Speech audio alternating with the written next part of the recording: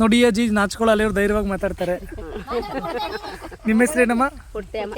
ಪುಟ್ಟಯಮ್ಮ ಅಂತ ಪುಟ್ಪುಟ್ಟಿಗೆ ಅವ್ರೆ. ಹೇಳಮ್ಮ, ಬೆಳಗ್ಗೆ ಏನು ತಿಂದಿಯಮ್ಮ ನಾಷ್ಟ? ಅನ್ನ ಸಾರು ತಿನ್ಕೊಂಬಂದ್ರಿಯಾ?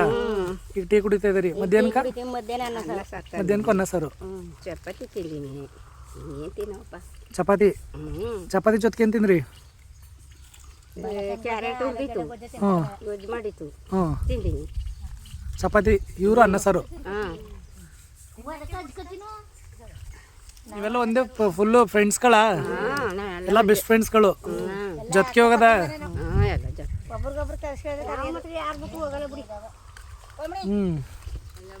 ನೋಡಿ ವೀಕ್ಷಕರೇ, ಒಂದಿನ ಕೆಲಸ ಮಾಡೋರ ಜೊತೆ ಟೀ ಪಾರ್ಟಿ. ಯಾವಾಗಲೂ ಸ್ಕೂಲು ಕೆಲಸ ಅಂತ ಇರ್ತೀವಿ, ವಾರದಲ್ಲಿ ಒಂದಿನ ಹಿಂಗೆ ಹಳ್ಳಿ ಜನಗಳ ಜೊತೆ ಟೈಮ್ ಸ್ಪೆಂಡ್ ಮಾಡೋದು. ಇವರು ನನಗೆ ಫೇವ್ರೇಟ್ ಅಜ್ಜಿ ಆದರು, ತುಂಬ ಚೆನ್ನಾಗಿ ಮಾತಾಡಿದ್ರು. ಟೀ ಮಾಡಿದ್ದು, ಟೀ ಚೆನ್ನಾಗಿದೆ, ಚೆನ್ನಾಗಿ ಮಾಡಿದೆ ಅಮ್ಮ ಟೀನ.